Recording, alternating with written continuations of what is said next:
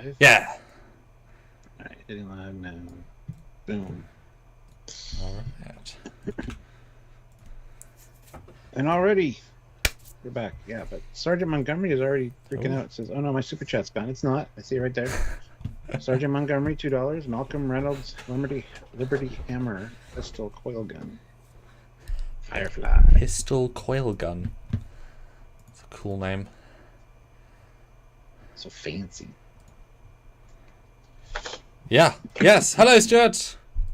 Hello, how's it going? This was your idea yesterday. Well, this was actually, I think, Olivia's idea from like weeks ago. She mentioned it on one of my live streams. Well, are you going to take credit, Stuart? I'm going to take all the credit. Yes, this was my idea. There you go. Sci-Fi handguns. It was just going to be sci-fi weapons, and then we thought we'd split it up. Today would be handguns. Tomorrow would be like rifles. Yeah. I mean, there's plenty of each. So yes, here we are. A fun topic for short about sci-fi hand weapons.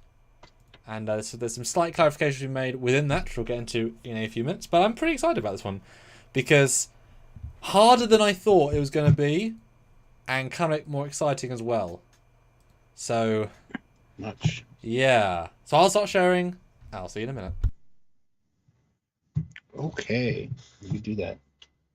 All right, guys, this is my chance to talk to you guys and tell you to hit that like button. Please super chat any comments or questions or suggestions or just your favorite handgun from science fiction or hand weapon.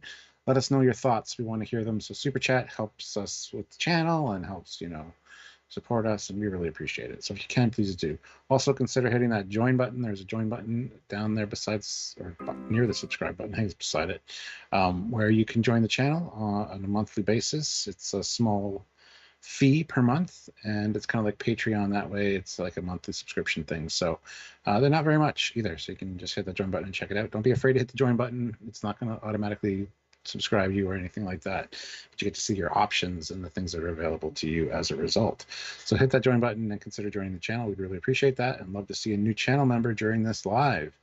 Also, if you want to help us on another way, like heading over to Patreon/Trekyards, it's another monthly subscription service way, so you can do that as well. Lots of ways to help us, and we really appreciate all of it. So whatever you can do, please do.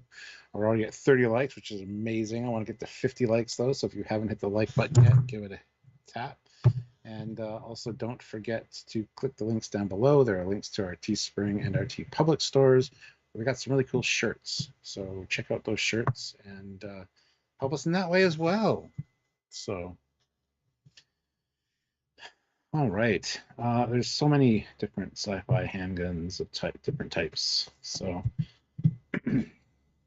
yeah, this will be a fun discussion, and I'm sure we'll miss some that we think are really cool. But yeah, that's what you guys are here for. You'll talk to us about it, and we will do what we can to discuss them. So there you go. All right. And look, he's back. He's tangled up. He's having an issue, and that's fine. Now I'm back, Stuart. Now I'm back. Yay. Hi, Stuart. Yeah. Hi. So, how was this one to actually do? Oh, this was brutal. Now, the caveat here is we don't have any Star Trek phasers because we talk about Star Trek all the damn time. A lot of people have on Facebook have said, like the Star Trek 6 assault phaser and stuff, and it's like, yeah, those are really cool, and would probably be near the top of my list. But we already ranked those in a separate top 10. So this is all other sci-fi, and so there will be no Star Trek weapons here. And to double have clarity, yeah, there's none of these. But also, while totally applicable, I did not want to include any of these. Because you could obviously have a lightsaber, and it would obviously be very high in the list. But I did not want to include, because they're both truly iconic, but this is non-phaser or Star Trek and non-lightsaber. Well, the lightsaber's a melee weapon anyway. That would be included like swords or knives. I mean, hand weapon. I'm saying you could argue, and you could have put it here. I'm saying I have not put it here, I guess you have not either. Good. So I wanted kind of outside the box of those two things. Because really, lightsaber, in this category, should be top 3 probably.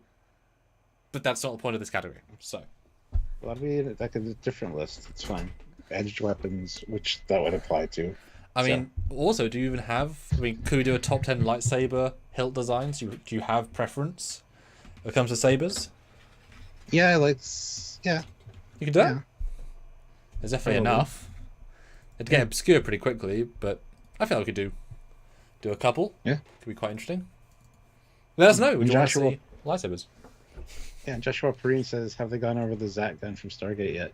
We just haven't even started yet. Yes. So. This is the pre-show, preamble, pre-chat, pre-discussion, pre. Bear with us. Yes. And yeah. Premiere just crashed, so give me a second. Oh, what just crashed? Premiere, it's fine. I just had to reload the pictures again. Oh, that's fine. Yeah. Yeah, so I mean, this was quite a difficult list. We obviously didn't find everything that's out there, so we'll miss some probably.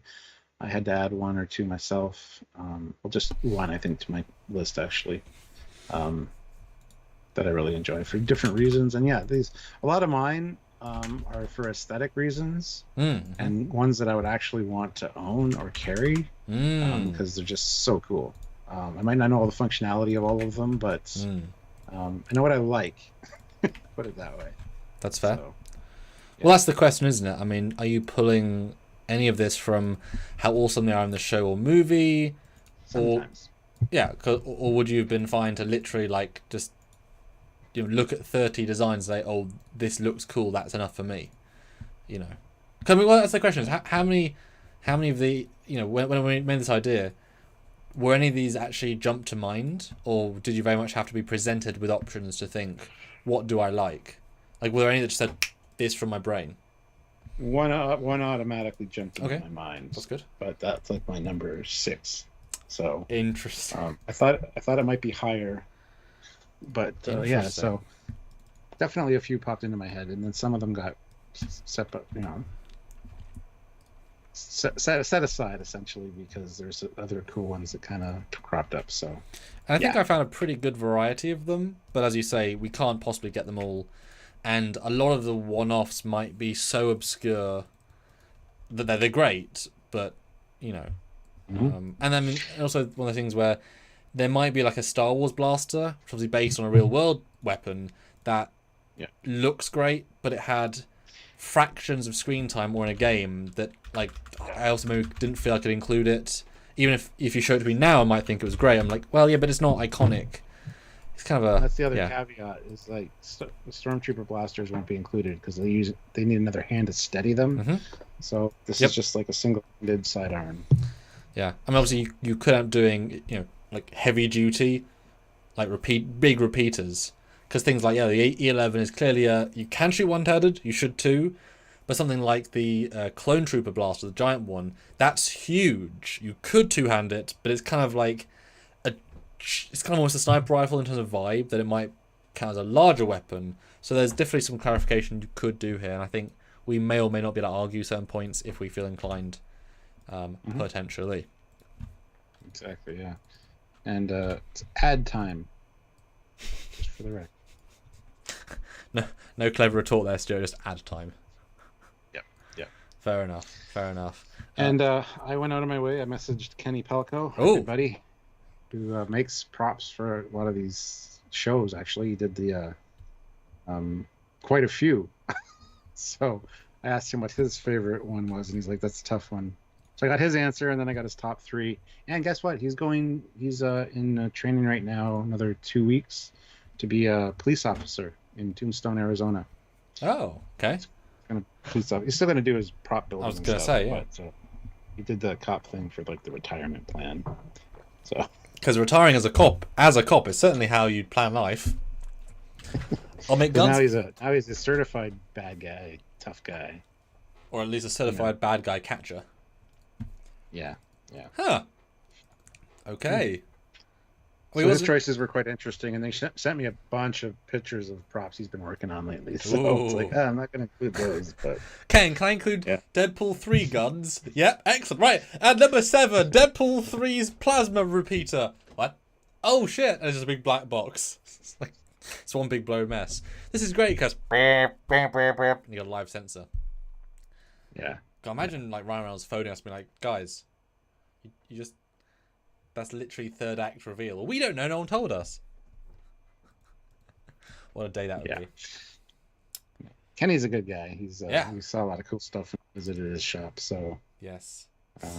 Altered Carbon. He did all the guns for that. And a lot of people have already said Altered Carbon, and both for the Facebook post for this as well as this chat. So yeah, and also just to clarify, Matt says I was the P90. Yes, me too. But P90 is a real world gun in a sci-fi show. Speaking of, I've been using the P90 and Call of Duty exclusively for my leveling up. So just so you know. Thank you for telling me. Does it have a red dot or a tri-rail? I've had both. I've had to go through and cycle through some of the. I have to unlock the different sites. So awesome. Right now it's got a red dot. Yeah, It's got one of the holographic red dots though, But I mean, but it's in the top, like it's in the proper. Or do you mean it's separate? Yes. Good man. No, not separate. Good. So I won't include that, even though if you're going top 10 sci-fi TV show weapons, that could be a whole different list. But this is like science fiction themed. Like even the Star Wars stuff is like this weird line of, but it is literally 3 guns put together, but it is still sci-fi,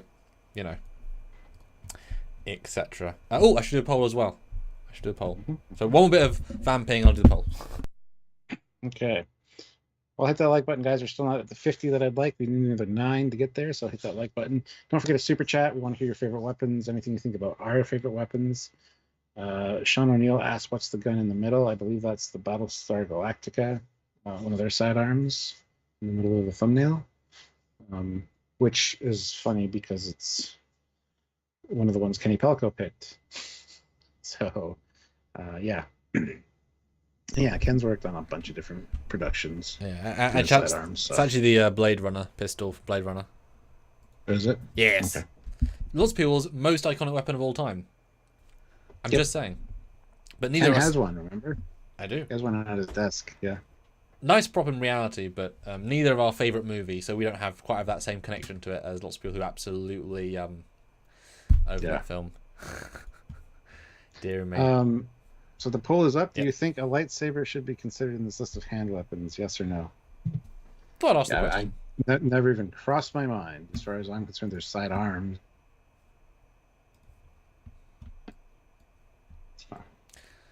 So Stuart, you started yesterday's, so I will kick off today's. With my number 10 is my only slightly cheeky one. My number 10 favourite sidearms, and it was a hard list to do, I will say.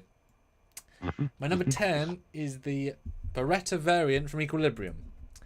This is the only one that's actually pretty much just a real gun, but because I was looking at the list and thinking I have a real soft spot for this, because it is in a sci-fi film, it is still a Beretta, but I love the insanely simple changes that entirely change the vibe. And I've had a real Beretta, like a real replica, for like 15 years, so I know the feel difference, right?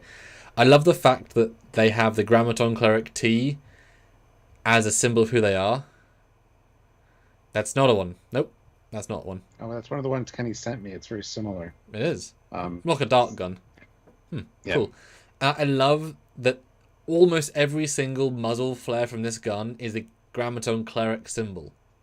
So they're literally shooting you with residual gases of the group that are killing you. I don't know how the hell they achieve that, but I like that little attention to detail. I love the fact that it's impractically an automatic pistol. Like, it doesn't make sense. You know, a fully auto pistol has no more, like in the film, has no more rounds than a normal pistol, and yet they can fire lots and lots of bullets. So it's kind of a sci-fi in that what it can do is so much more than a real one, in the way it's from whatever. But because the film is so sci-fi feeling, and the way it's used in this sort of sci-fi, almost Matrix-esque way, it stands out to me as a really nice slight reinvent the wheel, yet not. It's the only one I'm cheekily being on, but I really like this as a variant, and the connection to the film really gets me. So that's why it's number 10. It's a very cool looking gun for sure. And I remember you wanted me to pick you this up from Wonderfest. I had some reservations about taking this back across the border because it looked so real. Yes, it was just resin, but yeah, it's totally legal. Like totally legal. I know, but sometimes I know, but totally legal. Customs guys can be a bit of assholes. So Beerers. So I assume not on your list. It is not. No, I've never seen Equilibrium either. So. Oh, that's sad. I watched it. The first time I saw it was like 30 minutes in on channel on like Film 4. It's a low key network here when it still was TV, and an SD, and I instantly went out and bought the DVD that night. Rewatched it, instantly bought the Blu-ray and had a Blu-ray player, rewatched it again, and then the day the DVD arrived, I watched the film 3 times. I watched both commentary tracks that same day, so I watched 7.5 hours of this film, because it was so interesting. Not to say the film is amazing, but what it does extremely well, and it's a super... Like, it's not a guilty pleasure by any means, it's a real film. It's just, it's low budget, but has art style that makes it feel big budget. It's very specific, and its use of squibs is absolutely incredible. Just really, really, old school squib work that is so kinetic. Yeah. Well, definitely cool. Yeah. It is a nice looking gun for sure. I have not much to say about it, unfortunately. I know. That's okay. All right, so let's start off with my number 10. This is a weird one, but I wanted to include it for multiple reasons. My number 10 is the Space 1999 stun gun. One of the things I like about it is just the ergonomic design of it. You hold it, and you got the flat surface with the different settings. Again, haven't watched a lot of Space 1999, but I've always liked the design of this gun. It's very futuristic and sci-fi, and definitely has a cool look to it. And like I said, just it's so easy to aim because you just hold your fist up essentially, and you don't have to worry about laying down the sights necessarily. I think for a sci-fi element, I think this one really stands out, and I wanted to include it on my list, so it did make the number 10 slot. But yeah, that's that. And I assume it's got different settings. I do have a manual that has all the different settings and stuff for it upstairs, which I forgot to grab because it's got a few of these guns in it. But yeah, cool. I haven't really just had the desire to want one, but I've always liked it. So yeah.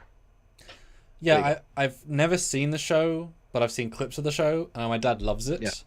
Because obviously it's of a time where it's before me, but also it's of that cheap side of camp that it's like Red Dwarf. It's part of the aesthetic is to be cheap, so it doesn't feel cheap. Versus these bigger shows where like Blake 7, like they feel cheap because they structurally were in a lot of ways, and it kind of just comes across. And so Space 99, same thing. This, for me, unfortunately, just looks like the sonar weapon, hand weapon. Yeah, kind of. Oh, shit. Because it's the exact same form factor. Definitely, I like it's different. I can imagine it'd be quite comfortable to hold and shoot. And I mean, very literal with the red. Do you want to get shot by a red setting? Well, this is the red emitter with the red button. I mean, very literal. Kind of quirky. I wonder if they ever shot like all 4 emitters at the same time. It was just one at a time. Don't know. The button placement is kind of iffy to me, but hey, what are you gonna do? Well, I have held one, and they are super comfortable. I imagine if red is kill, yellow is stun, green is very stun, blue is heal. Like it can heal, and then black is like tickle, because that's very clear. Like there's a black setting. I feel like the way it's kind of the line implying it. I don't know. What do you guys know about this one? Probably all 4 combined to like disintegrate or something. Yeah, well, exactly. I think the green would be like go for it's like a starter pistol for a race. So blue's heal, yellow's oh my god, red's kill. That's funny. And of course, guys, super chat your thoughts and comments. 51 of you, 50 likes. Hey, that's about right. Let us know. Actually, can you just talk to people for a second? I want to go grab that book. So please do. Yeah, as you guys know, as you obviously all our regulars know, we super chat to live at this point because ad revenue is a bit of a B word. And Prodigy not doing great because we love it, but doesn't mean other people will as well. So, spoilers if you can buy super chatting, or of course, my Indiegogo is currently live for Trek Shorts. I have just announced, in fact, I can show you all nice time too, that the next Trek Short is coming out tomorrow. Oh my god. This poster. Ooh, did not work. Yes, the next Trek Short is called Chaos at the Neutral Zone. Here is the poster. It is the next Emma Thorne adventure. I was in fact just on her live stream literally minutes before this live for 2 hours. So my third hour of living. Chaos at the Neutral Zone coming to tomorrow. Check it out. Asteroids being fixed or not comes out tomorrow. You know who you are. Yes, a fun Romulan themed film. Really excited. This is obviously TNG season 3 older read. Another doc format, which is fantastic. Lots of fun CG, lots of fun Romulans, like I say. More Constellation class. And of course, if you want to support our Indiegogo, that is currently live. We're at 17% at... What are we at? We are, going up slowly but surely. That's very important. Currently at £5,382. So, getting there slow and steady. Hi, Stuart. Welcome back. But you are muted, so I can't hear you. I'd like to hear you, but I can't. Got my weapons and field equipment technical reference manual. Ooh. So, the stun gun, the first button there is power on and off. Second one is low intensity. The third one is high intensity, and the fourth is infrared. Okay. Yeah. Multifunction. I like it. Yeah. Neural beam. They're called neural beams. And laser select. Ooh. Even got a safety. And it says on the top what it's set to. Kill. Right. Yeah, so this will be actually pretty interesting. A lot of guns in here. Look at this. This is a Gorn weapon. Cool. That's where the Gorn hand goes. Okay. That's pretty great. What is this book, Stuart? What is this book? Like I said, it's the Weapons and Field Equipment Technical Reference Manual. It's done by Shane Johnson. It's Laura Johnson. And how many... I assume it's until the 80s, I guess. When was it made? It is made in... It's all the nostalgia. 1984. It's all the nostalgia shows on TV. Yeah, 1984. Wow. So it's got like... Divided up between Star Trek. How the hell did they get that made? Because that's, lots of licenses. Jesus. Yeah. Wow. Achievement right there. Yeah. Cool. And no one's half the battle. G.I. Stuart. Yes. Good job. Ready for my number 9, Stuart? I am. My number 9 is the Stargate Wraith pistol. Now, this was a funny old one because it appeared out of nowhere in the show. Atlantis is under attack. The Wraith are unknown at this point. We know their weapons. We know their look. And suddenly, they suddenly have these handguns out of nowhere. And they become hugely important to the plot very quickly because the actors realized the giant weapons are super just huge. They're impractical. They're mammoth. So they entirely swap the arsenal to most people use the small ones, and the bigger gun gets replaced by an easier to use weapon. So this thing does everything the big one does, but 1% as big. And therefore very practical. Because this gun cannot kill. Has one setting, stun. Because the Wraith from Stargate feed on people. So killing is the absolute worst thing you can do to somebody. So that's a really unusual thing to have. It is a stun weapon. Mm-hmm. And early in the show, although they skip the premise quite quickly, stun is very much a body numb, you can't move premise. Later on, you could walk after a few hours and kind of speed of plot. But originally, getting hit by one of these is like even like a glancing blow. Any part of you would be entirely numbed for hours. And so there are scenes where they get shot and they're like limping throughout the scene and they're shooting back, and they're very, very effective. You know, kind of like a spider poisoning you at certain points and it kind of disables part of you. This thing is very effective at certain points, and a critical blow, you're gone. But really nice organic, has a good gun feel while still being really organic. You understand its sort of tech approach with the internal circuitry. The light up prop looks really cool. I've held one, they're nice to hold.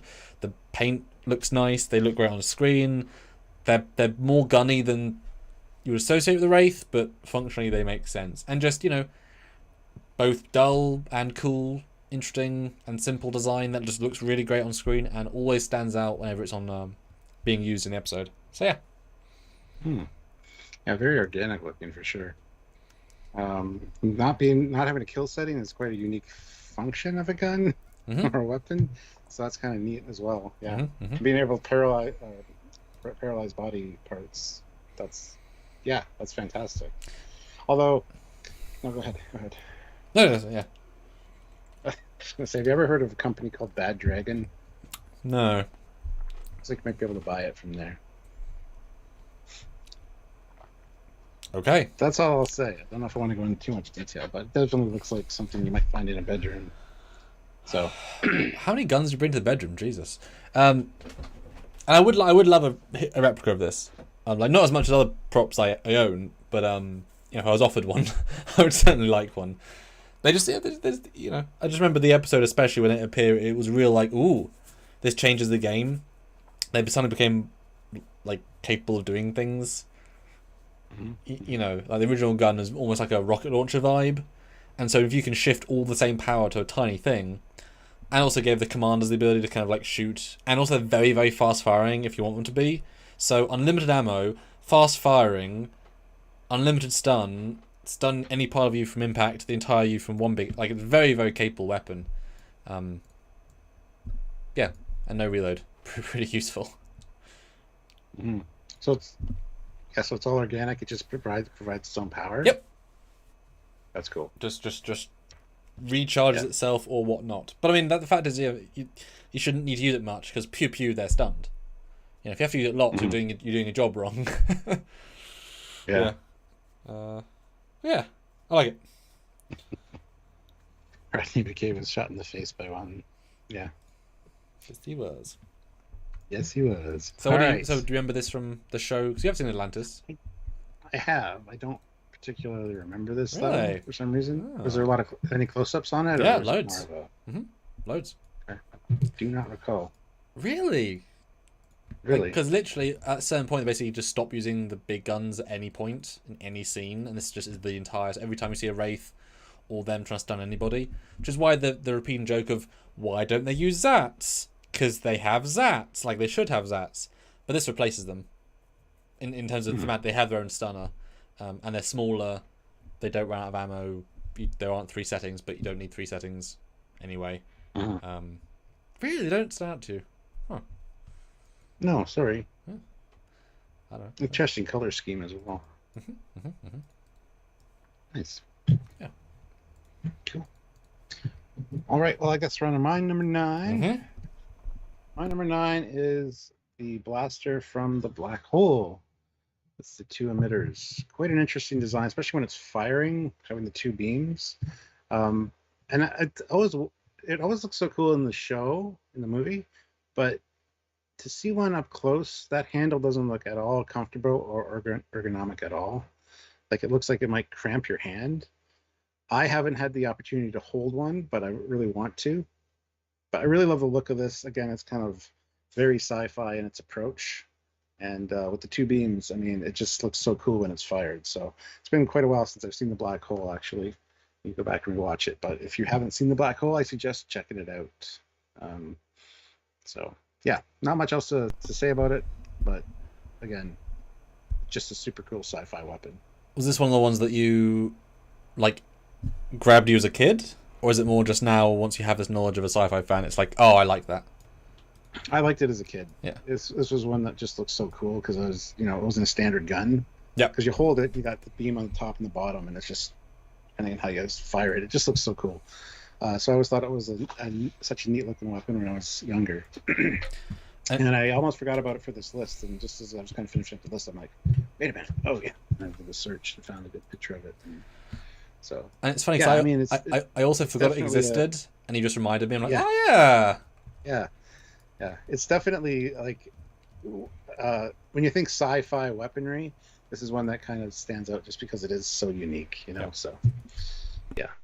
But that handle does not look comfortable. I'm sorry. I mean, Klingon and Cardassian weapons have more, ergonomic handles than that does. So. As shocking as that was to us, Stuart. Oh, the Cardassian ones were so comfortable. They look it didn't awful. Look like it would be. Yeah. Great. Couldn't Actually, complain. It's kind of designed a little bit like a Cardassian handle, the front part. So I don't know. Yeah, this one I don't remember the film that much. I have not seen it for literally 15 years, but this I do remember as a thing.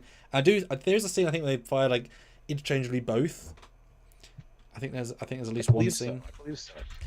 And I don't. Is there a scene where it's used as like a mining laser? I'm getting a visual of it like against a tunnel or something. So it kind of gives off for me a mining laser vibe. Don't know why. Not that I can recall. No. But yeah, a handheld mining tool. Yeah, I like that too. But it's very. I mean, it's at least it's a. You see the visual language of it, but it looks very. We can only stick some stuff together. It feels of its era. It's very, very early sci-fi. And of course, nowadays we have this design in like Guardians of the Galaxy's dude's gun, the idea of the two emitters, the Halo Covenant gun, the Romulan Black Ops gun from Picard. So there is that. I'm not the biggest fan of it, that dual emitter, because why have two if one's fine? Like, what purpose does it have to have two? Really practically, but that's just me. It's like practically. Well, if they both have their own power supply, you could have double firepower essentially if you just use one. But do you need that most of the time? I don't know. No. Yeah. No. There you go.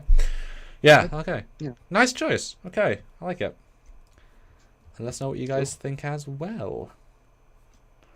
Other than the grip, that looks pretty good. Yeah, I've heard they're comfortable. I've heard people that have some in their collections and they're comfortable to hold it. I'm like, what? Really? It just seems like there's no support for the part of your hand where you need the support. It just seems like if you held it too long, it get cramped, But I don't know. We were surprised, like we said, we were surprised by the Cardassian weapons. Those props are very comfortable. I mean, presumably they're not making them to be uncomfortable. You would think on the lot. You would think. I don't know. Yeah, definitely seems weird. I know what I'd love to redesign this weapon though. I would redesign it to be more comfortable grip wise. But yeah, so there's been many takes over it on the years. Over the years. So yeah, nice. Okay, do I have two number 9s? Oh no.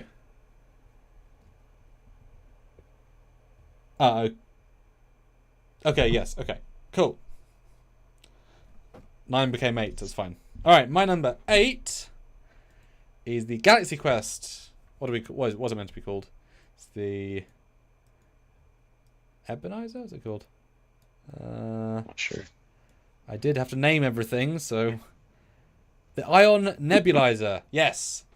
So this is. It's almost so generically sci-fi concept. Ray gun. It is that, and yet, it has a certain made in the 2000s machined flair, which the angles will be really hard to do in the old Buck Rogers style era, which pushes it into the more real item of weaponry feel versus just stuff put together. It's clearly inspired by Star Trek. You can see the elements as well. But the disjointedness of some of the shapes, the beautiful of the other, I don't know. I like it overall as a vibe. In the movie, it always looked really great to me. I think the prop looks worse in the movie, looking at it. Mm-hmm. But in the movie, it works really well. The sound's cool. The fact that it's so small kind of looks fun, gives it an advanced feel. And I think as maybe the only generic ray gun of the batch, I think this wins my gold plate of that. I just really kind of like it, how it comes together. I did put the Orville weapon also on this potential list, and this one I think I prefer better out of the two. For no necessarily discernible reason, but I voted this one over that one. I like it. I like it. Mm-hmm. They're both on my list somewhere, so Cool. there are one in this one, so spoilers. But yeah, I really love the design of this one. Now Dan says it's Galaxy Quest is copying Star Trek. That kind of looks like a Kelvin timeline. Hate to break it to you, but Galaxy Quest came before the Kelvin timeline. So if anybody's ripping anybody off, what a comment! Yeah. It's trying to be so similar, so of course it's going to be close. You know, it's all in the same vein on purpose. Yeah, I think you got to assume it's got the same kind of functionality as a phaser as well, like disintegrate, heats, stun, whatever. I don't know. I mean, it did seem just to go ploo. I mean, maybe it is just a pure gun, and I'm not necessarily against that either. It's because there's no other function on it. There's no other buttons. There's no other.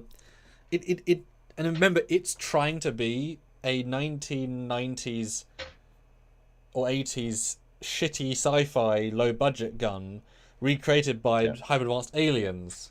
So there's again a nice little logical diversion meta thing about it, which is great. Mm-hmm. I probably would redesign it with some LEDs, maybe like a side. Like I'm looking at it, and above those two slits, which exist for some reason on the handle, I would add like a strip of LEDs, and maybe like a thumb beep beep beep beep beep beep beep beep, like a TNG phaser, like it goes up and down different levels. I'd probably do and some stuff like that. I think to kind of modernize it a little bit. It's just such a pretty design, Yeah. It just looks so nice, especially in the hand when you can't see the handle. Just flows so nicely. Yeah. So. Yeah, flows. Yeah. Cool. I like it. All right. Well, let's go to my number 8.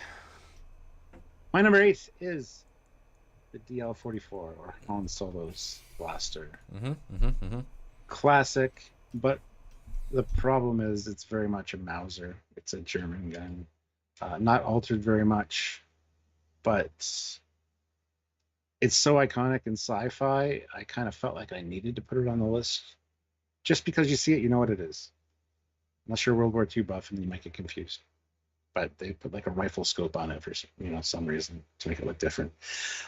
Star Wars design is interesting and weird because even the Stormtrooper blasters are World War II guns that are just modified. So I don't know. I don't even own one of these, and I'd love to. I've wanted one for years and never actually got around to getting one. But they're just it's just so cool looking. There's one that they have one that's a flask. It's a flask. You fill it with alcohol, and then the front of the barrel comes off, and that's your shot glass. That's the one I want.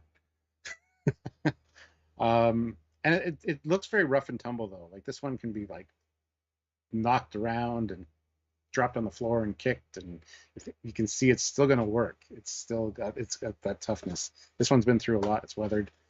I don't know. I just find the Han Solo blaster is such an iconic gun. So yeah. And this one benefits 85,000% if you don't know real world military. Yes. Yeah. If you don't, it's a really weird, fun, good design because it doesn't. Like, it was a weird, fun design of real weapon. It's radical on purpose, so that translating over.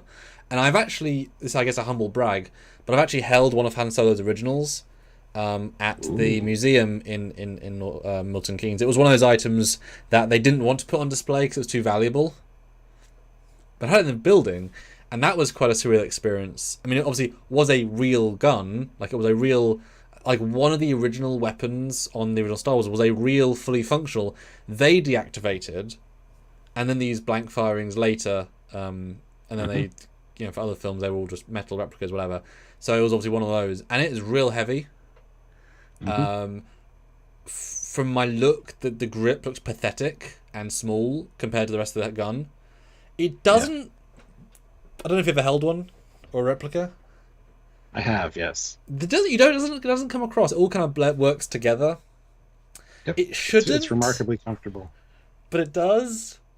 Yep. But yeah, that felt like holding history, because that's like. I mean, there's plenty of close-ups of this gun. That was definitely special. Yeah. Yeah, in lore, Han Solo's weapon is supposed to be part of a rifle. Yeah. So Oh I can totally yeah. see that. Oh yeah, because in Solo he like disassembles it and. Yeah. You can add a stock to it and a longer barrel. Yeah. Yeah. Yeah. Nah. That's fine. No, it is iconic, and like I say, kids now, this will only be what it is versus what it was, and I kind of envy them. I can kind of split enough of my brain, but I've held a real Hauser. Was it called? You said Mauser. Yeah. Boy, it feels like a gun. This pushes just over the line to a blaster. Yeah. Yeah, reloading that is really. Yeah, they suck, but in a cool way. Yeah. Yeah. Guys, we're at number 8, 69. Well, 70 of you here, and we've only had one super chat. So if you guys can super chat, we'd really appreciate it. Yeah. We want to hear your favorite weapons or thoughts on the ones that we're talking about. So super chat in. We do need the support. So if you can help us out, please do. And it says we got Buzz or who joined or whatever. But somebody joined the channel, so thank you. For some reason, it's not showing me who it is, so I apologize. And yeah, put in $5. Do you agree this is one of the most iconic weapons? Now, obviously, we're not saying because it's not one of our favorites, like top necessarily, but iconic value. I think it should definitely be classed as an iconic one. Yeah. Even if it's not personal favorite, and that's okay. I mean, obviously top 10, but you know what I mean, Stuart. You know what I mean. I know what you mean. Yes. What you mean. Cool. All right. Well, so we're coming up on number 7 now, I suppose. Yes. My number 7 is again, different radical, is the Halo Needler. Now, this one, obviously, you have to play the Halo games to appreciate it, but my god, is it alien. If that was a prerequisite here, I've gone from Beretta modified to ray gun to this bullshit. Like, what the hell is it? And if you haven't played Halo, which I think you haven't, and we're going to play it together, or is that Mass Effect, one or the other, this is a giant gun, because the elites, everyone uses them, but primarily the guys that use them are like 9-foot creatures. So if you hold it, it's like this big. It's giant, right? Because they're big. And it's a non-organic gun, but it fires these crystalline shards at the top. Yeah. What's great about them is that they seek and explode. But they don't just explode minimally, they have a chain reaction effect with like the radiation they do. So if you're able to stick 30 onto an opponent, that will 30 times the effect of the explosion. So you can, in essence, one-shot kill somebody by locking on and chaining 30 mini explosions to form a 30 times bigger explosion. Insanely powerful, and Halo 2, when you could dual wield, using both of these for the first while of the game was so overpowered you could basically run any situation. So you go amazing. The reload's really quick as well, because you basically slam it and they come out. So you know exactly how much you've got. You can see it. It reloads very quickly. It has a power pack inside. Really, really creative. I mean, it's rare to have a truly original design. I think this is a truly original design. I mean, Halo's a lot of really original stuff. That's part of why I like the game so much. And this is certainly the standout of the standouts. I would like I'd like a replica if I could one day, but it'd be damn breakable. But it'd be cool to have one day at some point. It'd just be giant. Yeah. Yeah, and it looks fantastically comfortable to hold, although probably quite heavy and bulky. But the handle looks comfortable, and then the fact that it's just an extension of your arm, it's much like the P90 in that way, that the barrel is so short and so close to the end of your hand that it's recoil is not that bad. Okay. This is kind of the same kind of feel for me. We do see it in the Halo show as well. Yeah.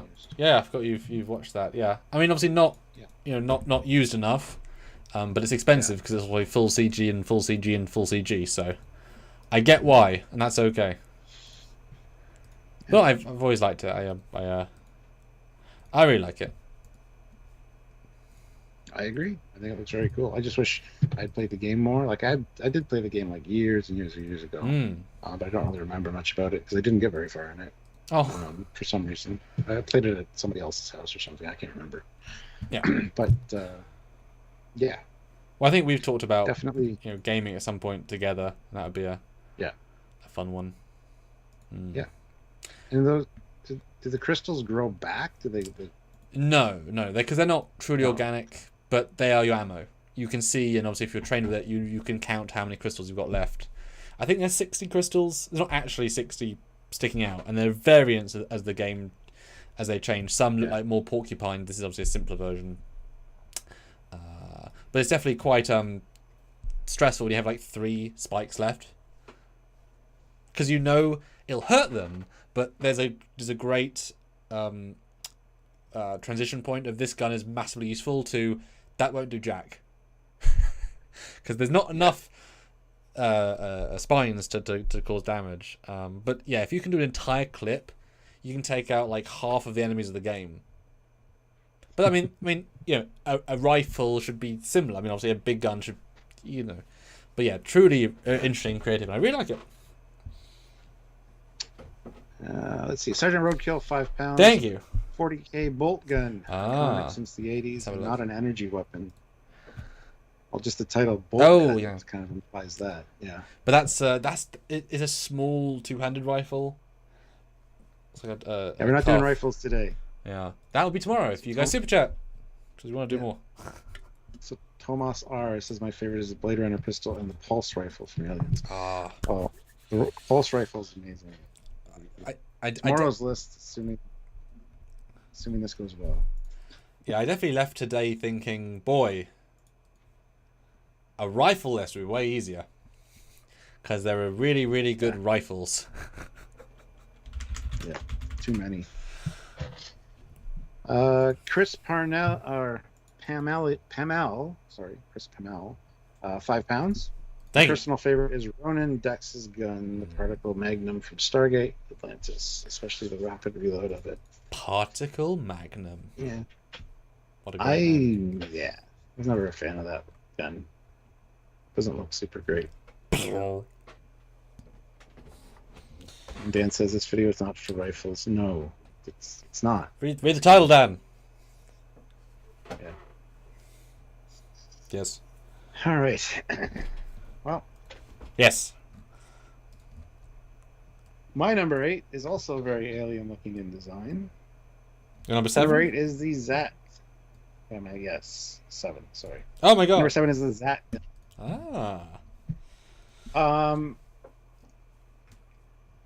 Very comfortable to hold, actually. I've got a resin prop of it, the open one, and they're quite unique. The Cobra. Look. I find the rules complicated.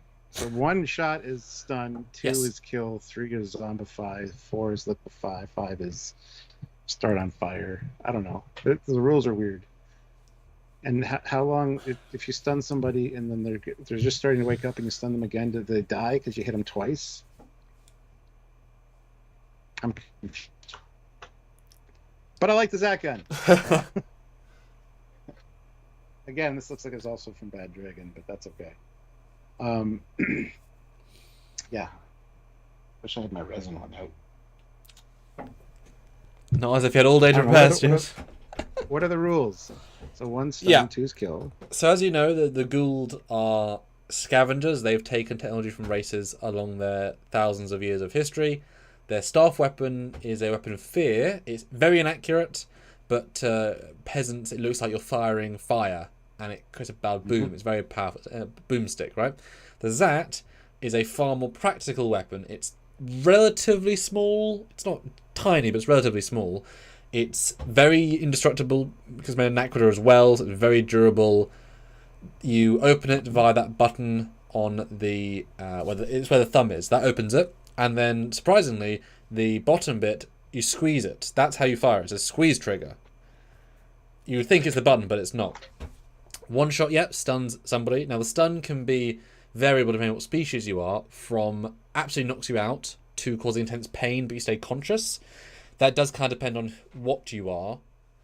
And so it can be used as a pure torture device. And certainly knocked out, how many times in film do they like put a smelling salt onto their nose? Like you can wake people up, right? So you can cause it as a pain device because it's a very painful stun, right? It literally is a agonizing gone. Confusing. Now 2, full death. Boom. Unless you're some alien races. 3, it disintegrates your matter. Now that was a rule invented entirely as a narrative device for its first episode, because and they make a joke out of this 4 years later of, well, if we're on a ship and we're disabling people, they'll find the bodies. Easiest way, disintegrate them. Sounds logical, and the way they use them, very clever. And then, as you say, they suddenly realise that makes it a god weapon, because you just disintegrate everybody. Instantly, because it's very, very quick to fire. You could throw boom, boom, boom, gone, right? Why wouldn't you? Especially they're standing, 1, 2, 3, gone, 1, 2, 3, gone. And then the question is, can you disintegrate walls? Because that'd be very useful. Or a barrel, or a barrier, you know. So that the power of that becomes into question, and to quantify it demystifies it heavily. So they basically ignored the 3 rule very quickly and joked about it later on. So it becomes a 2 rule weapon. It still is still a three shot weapon. Yes, how long is the big question? I would think that's hugely subjective to the race, the person, and proximity. It's an energy weapon, so I would probably expect, you know, if you point at the person, shoot them, and they're a human, you could be looking at hours. Or a bigger alien, like if you shoot Rock from Prodigy, probably they'd nullify the energy very quickly, because it basically changes the electromagnetic field, right? As that returns to normal, the effect can carry on. But they never want to qualify that, because you're right, you know, 30 minutes you shoot them again. And there are scenes when you're being threatened, say Daniel Jackson's been shot, and then 2 scenes later he's been threatened again. Well, is that a kill shot or a second stun shot? You know. But like I say, saying a 1 hour is like, well, but what about for an Unas? Or for this, or for this, or for this? So, you know, personally, I would, if I was to like quantify them, personally, I would probably say like half an hour stun lasts. Something sort of medium like that. Because then you could just like put them in a cage, bring them back out at 30 minutes, shoot them again, pain, cage, 31, you keep torturing them all day. That's just me. There you go. I wish there were more that were like workable though, that could actually open. Because I know that they had to have the hydraulics hooked up, like the hose. And there was, I believe, you had told me there was one that did have actual internal hydraulics, but it didn't work very well, if I remember correctly. But I would like to actually have one that functions, because just to have it open, like, looks so cool. And I got to admit, the energy it unleashes too looks super impressive. So really holds up from the 90s as an effect, and just the whole gun. It's very forward thinking, and yes, it's one of the holy grail props of all Stargate fans. They workings at, and there have been the occasional fan made workings at, but the fact is they did not have a proper workings at, and they had the budget of an entire production team. Every time, pretty much, a hero was used, there was, as you say, a little pipe going through into the thing, and it would pressurize gas, and that's why it's so good, so crisp, beautiful. And that's why you always watch the editing of how they edit around that, right? In later seasons, they had a version that was open and closable, and it's a lot slower, more clunky, etc. And they broke all the time. And you can see things like the joints are like just like plastic and or like rubber. And those were very expensive. They only worked sometimes, because there are some shots, you know, where like the thing retracts, and they're walking around, and it's quite inorganic, but it does work. There's been a few versions, but for me personally, as a fan, all the fan versions I've ever seen for the last 20 years have been slow and loud, and the Zat is neither of those things, unless it's the deliberate. But that's not the sound they make. They make a... So it's a wait for tech to catch up, I suppose. No, they're a very cool design. I didn't think I'd like them as much as I did, but when I would agree. Them in the show, and I know Michael Shanks hates them, so. Yeah, I've got more stories to talk about them later, but there's such a real design, you know. There's so few, and while researching, there's so few like radically good designs, that this one stands out so far, because it's a real design, you know. And the concept art's fine, but this is better than the concept art. So I'm glad they did this, because it's better, you know. Let's see. Mark Lawrence throws in $5. Thanks, Mark. I'd go with Gene Starwin's caster gun from Outlaw Star. Concentrated magic, numbered bullets. Oh my god. That have different effects. Some of which are wicked. That's a cool, weird prop. I actually quite like that. Yeah, Google it. That's, Yeah. Weird. That's cool. Patrick James, Good to see you. $10. Have either one of you ever gone beast mode and strapped on as many prop weapons as you can, complete with costume? Looking at you, Commander. No, but I did. When Alexa Brown came to the first film shoot with us, I took out every single Star Trek prop I had, put on a table. Boy, that was impressive. Oh, that was real impressive. Did you get a picture of it? Yeah, you want to see?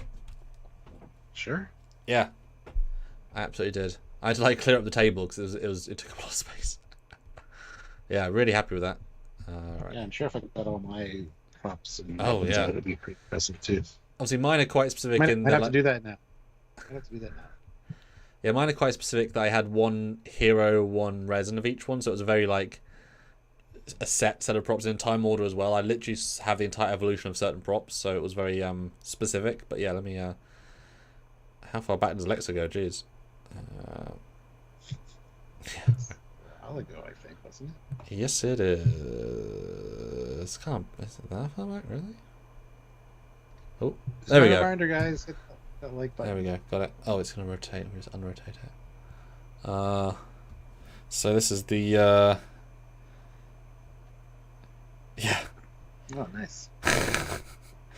And I had it all, under a blanket. So it's like, and here's some props. It's like, oh wow. Didn't use any of them. It was just a sort of show off. Yeah, that was fun. Yeah. Cool. I'm glad it's on your list, Stuart. I was concerned it would not be, so I'm happy it is. Yeah, like I said, I got the resin one around here somewhere. I got the open one. Mm-hmm. You can buy a closed one as well, but. Mm-hmm. Mm-hmm. Well, yeah, closed ones are easy as not as sin, but they're very. And I'll talk about that later. My number 6, though, Stuart, is in fact, as said earlier, Firefly Mal's pistol. This is one of those ones where it is just a gun, but it's a sci-fi western gun, and it is an original design. It's obviously based on the idea of a revolver, but is a custom design. I have held a good replica, and they were available years ago. I believe this exact slideshow collectibles, and I wish I'd got one because I really would have liked one. Really comfortable to hold. It's overly long for what you think it is, but it feels flowing. It's got an elegance to it that doesn't quite come across unless you hold one. And suddenly in the show, it has a great vibe. It's sort of unknown what it can do. Like, where is its magazine? How many bullets? It's a revolver, but it's a sci-fi. I don't know. It's kind of got a bit of a mystical element to it as well. But I like it. It comes together. It feels not practical as a real weapon, so it kind of goes over. I like the fact its barrel is not circle. It's not a standard barrel. It's a interesting hexagon barrel, or at least the outer bit is. I just like it. I love Firefly. I like its appearance. I would like to own one day, and it annoys me I don't have one yet. I'll be honest. Well, there you go. Yeah, because that's actually based on a real gun. Mm-hmm. I forget what it's called though, but it looks pretty much the same. They just added some bits to it. Mm-hmm. So yeah, I mean the long. It's more of a older style kind of black powder gun though. I think. Oh yeah, real old. Yeah. Yeah, even the shape of the barrel. Like my dad has a real one of them, a real black powder one. But I can't for the life of me remember what it's based on. I was never a fan of it, honestly. It's too much westerny stuff going on in that show. I've only seen the show the whole way through once. I need to go rewatch it. I did enjoy it. It got better, but yeah, I was never a fan of the weapon, honestly. And I've never held the prop one. Like I said, I've held my dad's real one, but that's a different animal a little bit. I think it's got the handle's much different, actually. So I don't know. It is an iconic one, though. Firefly is one of them, Let's see if I can. I don't remember what it's based on, but let us know right now in the comments down below, or whichever. I don't know. I just like it. I mean, like I said at the start, I found this actually harder than I thought to create this list because the ones that were amazing stood out, and everything else was kind of on a similar plane. And this is just, I like it a lot. but I don't love it. But a lot of these ones are like, oh, they're cool, but I wouldn't. There's a slight disconnect with me from the amazing vibe, but I do like it. I like the weathering, and it just it's like I did once try and do Halloween as Mal, and I got a very similar shirt color and the suspenders, and this is obviously a big part of that. And I always try to get one, but I didn't quite. So I would like to. I think a Firefly costume would be quite fun because it's another full length jacket costume. And I have like 3 of those, so I like having that. It's fun. Yeah, I can't find the name of the gun. Sorry. Thought I could be able to. Anyway, so that's number 6. Yes. Gotcha. Let's see what the hell my number 6 is. My number 6. Yes, this is the one I thought would be higher on my list. This is the first one I thought of, and that's the classic BSG blaster. Oh, I was waiting for this one. Pulse laser pistol. I've always loved the look of these. I was a huge fan of BSG when I was a kid, and these always look so cool in the holsters, kind of like the old style gunslinger holsters, a little bit lower on the leg. These always looked amazing, and the way they actually have a modified one of these, I believe, for Logan's Run. When it fires, it's got like the flares out, like 6 different flares. It looks really cool. But yeah, these I've always wanted a prop of this, and it's one of the ones that's in this book. So it's got the schematics and everything. I don't know. This is a childhood love, and it's one of the ones I instantly thought of when we were going to do this list. And honestly, it was higher on the list and kept getting bumped down for whatever reason. But it's still, number 6 is a good position to be in. Gotta say, I want one. I really, really want one. I've seen some really nice ones over the years. I've held quite a few. You always see them at Wonderfest, and yeah, classic BSG. I prefer this BSG gun to the new ones, honestly. Well, this is a blaster. That's a gun. Yeah, like that you can understand. And that was Kenny Pelko's answer. It was. He said the BSG blaster. I'm like, which one? He says both. They're both different in their own way, but yeah. So this was his choice for number 1 as well. Like I quite like the FN57, the season 2 to 4 pistol, which is a real pistol from BSG, but it's literally just a gun. The season 1 pistol is at least sci-fi-y, but it's just a gun. This, at least, you don't understand how it works because it's not designed to work. Yeah. It looks to me like stuff attached to stuff. Oh yeah, for sure. So that, it's very 80s. And at least it has a unified stuff attached to stuff. 70s. Sorry, 70s. But it has a unified stuff attached to stuff vibe, which I appreciate. It isn't just stuff put together, but it's definitely, let's do something and wait for the people to approve it, then we make more of them. Like, there's a yeah. I haven't got nostalgia of it, obviously. I've seen many cosplayers with it. It looks a bit too big and bulbous to me personally. But I can imagine, though, this being a very good visual update piece by giving the front a glow emitter, adding LEDs, redesigning it a bit to take away the clunk and giving pieces a bit more function. I think the core design here is actually really solid. Just redesigning it a bit, add LEDs, like I say. What do you think? Mm-hmm. No, I think adding lights to it would be a good idea. It doesn't look functional a lot of the times when you see it up close, the props, because those are supposed to be like buttons and stuff. They don't actually do anything. They don't look like it either. They just kind of blend in as just plating. Yeah. I think you could easily... Well, they're overload switches, apparently. This could be set to overload and act like a grenade with a detonation radius of 100 feet. Fantastic. So, yeah. Yeah. It's cool reading about these fiction. And what do we know about the ability of it, power-wise? Just from the show. Not much, honestly. I don't think it's got a stun setting or anything like that. There's nothing like that here. So it's just firing a blast of energy at one setting, and it does what it does? Seems to. There's no real clarification here. So is it just a kill gun then? It's just basically firing an energy bullet. It's a gun. The gun. Yeah. I mean, is bullet, it's energy for sure. No, but like a gun is a one-shot kill in theory. Is it like a long-range gun? Does it function like a rifle as well? Is it a very short-range weapon? Do you remember from the show? I don't remember having a bigger weapon, so I assume there's like one gun. They don't have a rifle, so I just assume it's just kind of an all-in-one. Cool, it's like TOS. You don't actually need a rifle. The hand phaser does it all. It's that advanced, you know.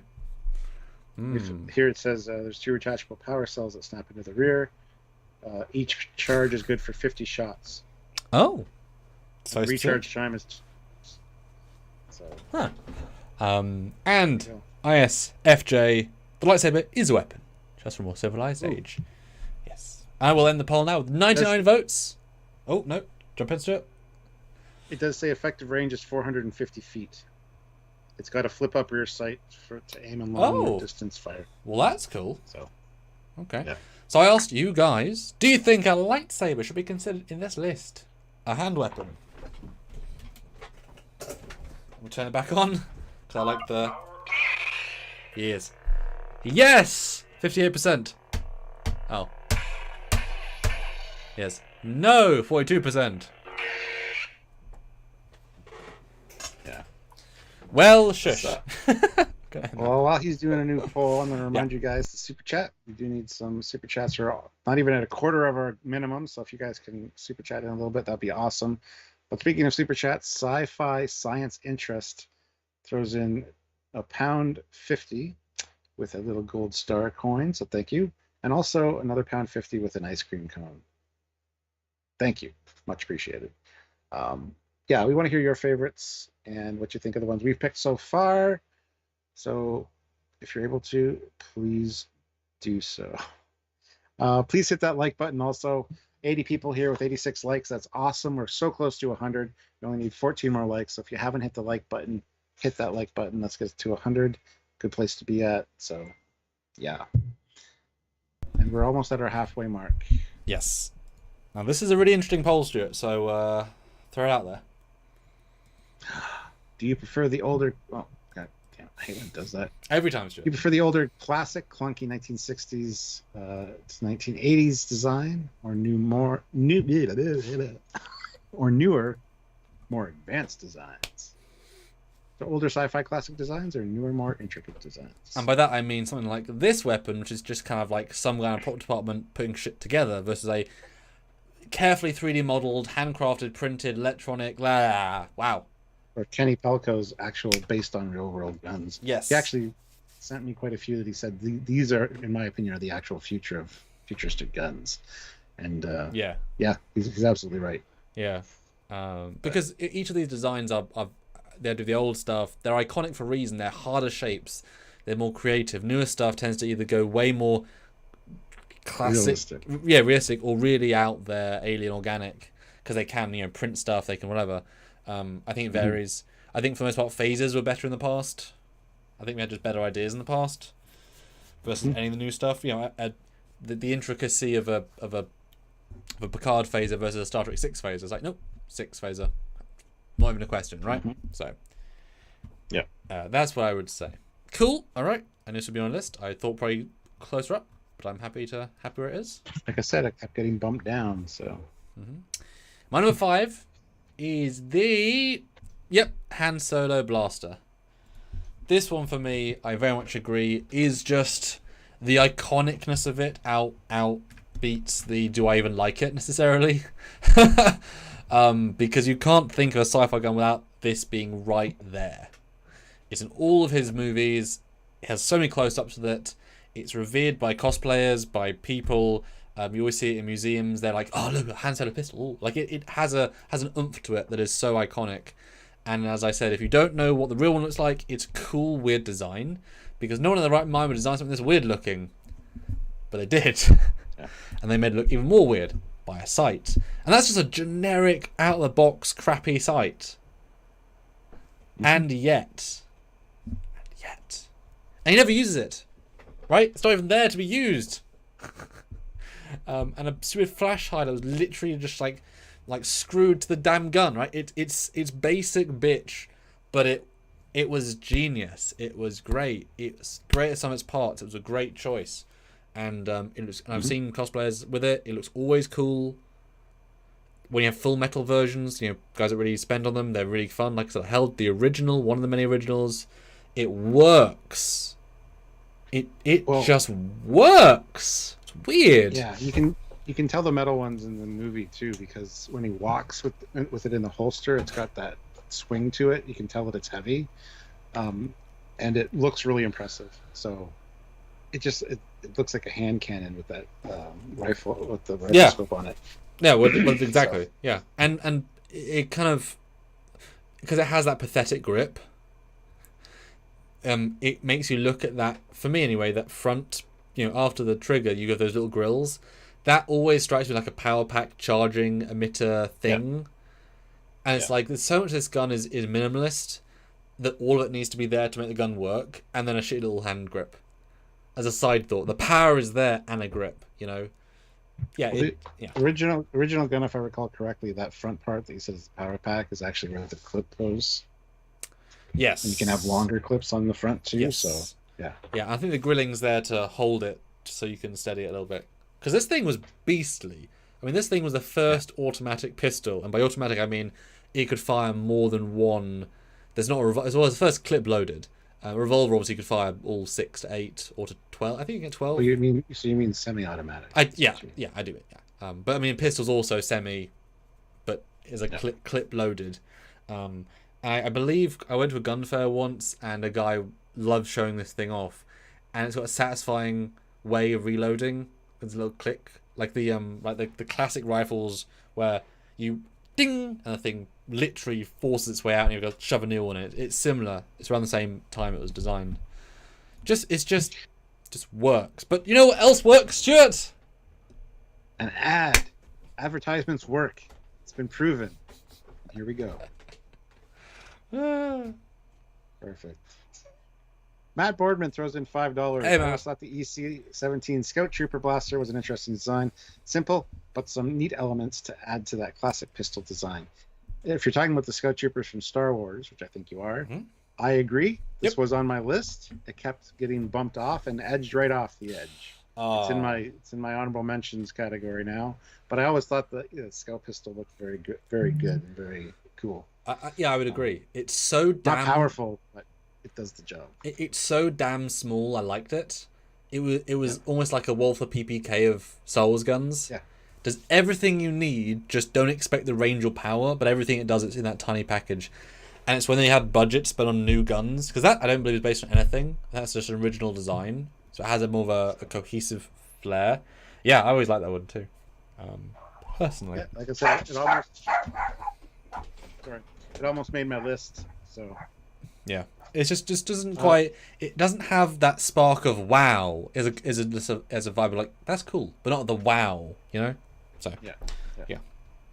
And Eric Martin throws in $10. So thanks so much, Eric. Thanks, Eric. Good to see you. Pulse rifle from Aliens has my vote with my undermount grenade launcher, of course. You haven't paid attention to the title of the episode or what we've been showing. You paid attention. Well, I think you might have just tuned in. Yes. But these are just hand weapons. Yes. So no rifles. Rifles will be a separate list. But that will have a hard time not being top in some form, because that is a real good rifle. I've used it a lot in Alien Fire Team. So. Yes. Yeah. I will just say this. I love Alien Fire Team because of the 3D models of the aliens in that game. Haven't played the game. It's a fantastic game. There's lots of different variants of aliens, so yeah. Yeah. Great stuff. Great stuff, Stuart. Okay, your number... No, you're number 5. No, I was Star Wars. Oh, your number 5 was the Han Solo. Okay. Yes. My number 5 is the Halo UNSC pistol. Oh my God, Stuart! The hell? I love this design. It's kind of it reminds me of an Uzi somewhat. I love the larger front end. It just feels like an impressive gun. I would love to have this one. I can just imagine what this thing feels like to hold. And talk about, power trippy. Just being able to whip this out. It's menacing looking, and yet still compact. Yeah, this is a great looking gun. I love the guard on the front for the hand. Just everything about it just screams power and awesome. So, yep, Well, there it is. I tip my hat to you, sir. I tip my hat. That's wow, that's cool. And you've never played Halo enough to know that you liked it from the games, right? Well, like I said, I watched the Halo show in that too. So oh, it's true. No, it just always that is true. Yeah, it's using that. it always looked so impressive, and I'm aware of all the Halo weapons over the years, even though I haven't played the game, right? And this feels like it almost belongs with, over your shoulders, slung that alien rifle. You know what I mean? It kind of matches the aesthetic. So. Yeah, I mean the Halo pistol's a very, very interesting weapon because it's different in every single game, give or take, and because the games went from the early 2000s to last year, you could argue that's, or some might say that's just because they kept updating the model for better graphics, but the Halo franchise was clever enough to actually say there were different weapons, and so there's an entire evolution of the sidearm depending what era you're in. And whenever they do a prequel game, they do an earlier version. Sequel game, same thing. Or if Master Chief is out of commission for a few years and has access to old weapons, it's suddenly the old pistol. And there's a lovely continuity. And they vary hugely in what they're able to do. Some are these big, like this one is an example of the really chunky, meaty ones. They shrink in other versions because it's just the pistol of the game versus this specific variant. This is certainly my favourite of the types with that front housing. Real punchy. Yeah, you see in the show. If you fire this, it's almost like a rifle round. It feels like the way the slide goes back. It's meaty. It's a kinetic sort of weapon, and I can't remember which Halo game, but it has a sort of a thing where it fires as quick as you can pull the trigger, so you can literally fire the entire mag in a second or two. It's a very, very oomph gun like that. And Halo 1, it was such a powerful weapon that it got nerfed in the second game to be entirely useless, because in the first game there's lots of ways you can play the game, one of which was use the assault rifle to fire half the mag, let's say, to bring enemy shields down to 0. Pistol out, boom, one shot, headshot, dead. The big aliens, boom, one, because it's that strong a pistol.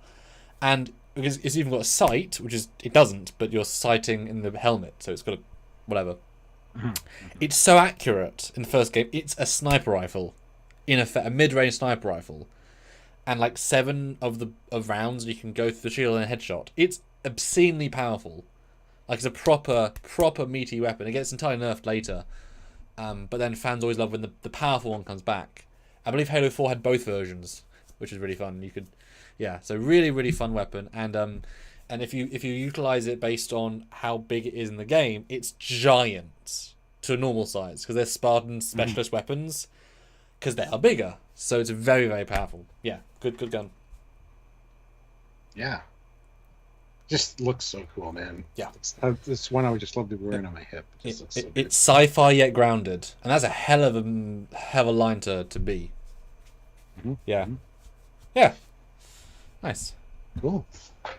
All right, so now we're in our top 5. 4. Number 4. Yes. Yeah. Number 4, and you might have thoughts on this, is the Andromeda Force Lance. Do you know anything about this, Stuart? Nope. It's a damn stick. Look it on the live. Andromeda, the Gene Roddenberry other idea show, they chose to go just like with TNG for Hoover weapons. This is literally a point and click stick, right? And I had one for a few years because the guy didn't pick it up. He let me borrow it for a film, didn't pick it up, so I loved having it. And I really like this one. It's obviously different. It's really, really powerful because it's the standard arm of like the Starfleet of that era, but it's not trying to look like a weapon. Very much Gene's idea. It can stun, kill, blow up.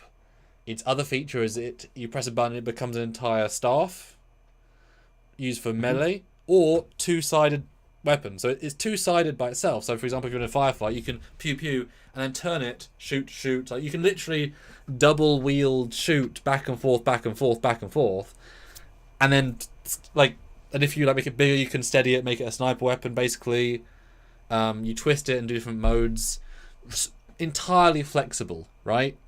And I think it's also a light. You can make it like a torch. Really flexible, really sci-fi, really advanced, like actually a sci-fi concept, right? And just really good in the show. There's always great firefights when it's used.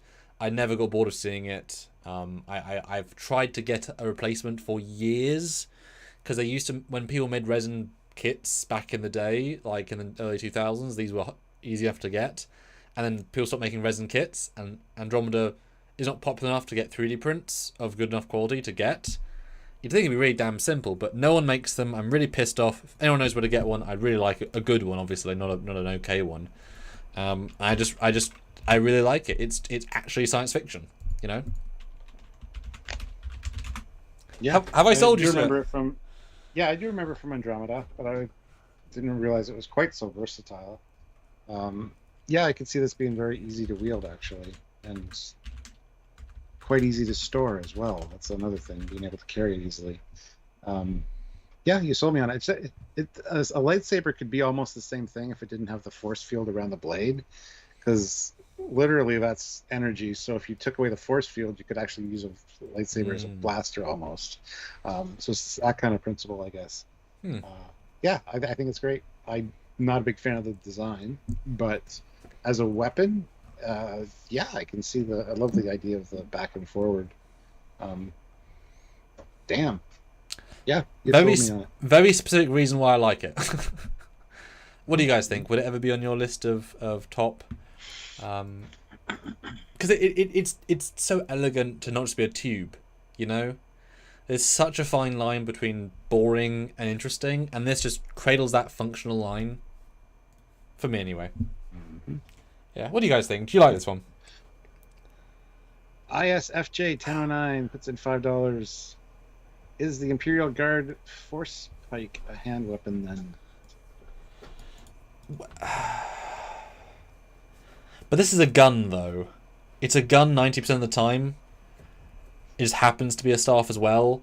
So that's the difference. It's actually a hand weapon that can become a staff, right? Yeah. So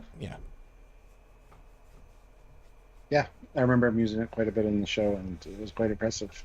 Yeah. When you first said it, I couldn't picture what you were talking about. But... Yeah. Also, what a great name, Force Lance. Yeah. I've just always liked it. That's what a lightsaber should be called, because they use the Force. Force Lance saber. So, like I say, if you know where to get one, let me know, because I really would like one of these. This is my Force saber. I named him Lance. Yeah. Let's do it. All right. So yeah, let Samuel know if you have anybody that can make one for him. They're so easy, you'd think, to make. That's the so frustrating thing about them. They're not hard. But the one I had originally was such a good replica. Like, it was a proper hero replica. So, you know, yeah. All right, so my number 4, which you're going to find odd, but that's okay, is the Farscape Pulse Pistol. I've never actually seen Farscape, but this thing, I love the look of this design. Although this is the close-up of the prop, and it looks very janky. I can imagine it more realistic looking. I just love that fin on the front, on the bottom. I kind of like the bigger front ends of guns like that. So, yeah, this one is quite a unique look. I'm not quite sure what it's capable of, but need to get into watching Farscape actually. So I will find out. I'll watch it with you. I love Farscape. I know you do. Yeah, she wants to watch Farscape with me. Samuel's like, woo! He's so happy. That is my reaction. Because I've watched it. It's like Stargate. Yeah. And we were right about Stargate, Stuart, so we were right about Farscape. Exactly. Yeah. It just pisses me off there aren't real Blu-rays. Like, there's a Blu-ray, but it's not a real Blu-ray quality because they didn't store the negatives. So there isn't really a proper version of it in HD. which freaking sucks. Because the art design is Yeah. so good in Foskett, my god. Yeah. Yeah, I mean, so why then did it... Because doesn't that feel a bit odd to vote for something you've never actually seen in use, practically? No, like I said, this is based on a lot of things, some of which is functionality that I'm aware of, but a lot of it is just aesthetics, stuff that I would own and have on a wall, just because of the way it looks. And this one definitely has that look to it, so this one had to be on my list. As soon as I saw it, I'm like, that's cool. Yeah. That's going on the list. So it's just something about it, eh? Yep. Yeah. Yep. I like it too, Stuart. I like it too. Good. Guys, though, the poll going interestingly. Do vote. This is definitely a one we'd like to hear your thoughts on. Do you prefer the older sort of classic clunky 60s to 80s type designs, or the newer, more advanced sort of creations? Older or newer? Older, 62% currently. Newer, 38%. I tend to agree. I kind of like the older designs, but that's me. I mean, you say that, but how many of this... We'll go back and see how many of our new designs are in the last 20 years. Or 40 years, by that metric of old versus new. Go for it. Okay, then. Space 1999 gun, the 70s. Yep. The black hole gun, the Yep. 70s, 80s. Star Wars gun, the 70s. Doesn't count, though, because it's just a real Stargate. gun. That's not... Doesn't matter. Okay. Doesn't matter. Stargate, that's newer. Yep. Halo, that's newer. Yep. Farscape, that's newer. Yep. And then we'll see what's next. Well, yeah, Farscape's Yeah. not the 80s, so that's definitely, yeah. So you're currently sort of most old, and all of mine are new, because of course they are, apart from the blaster.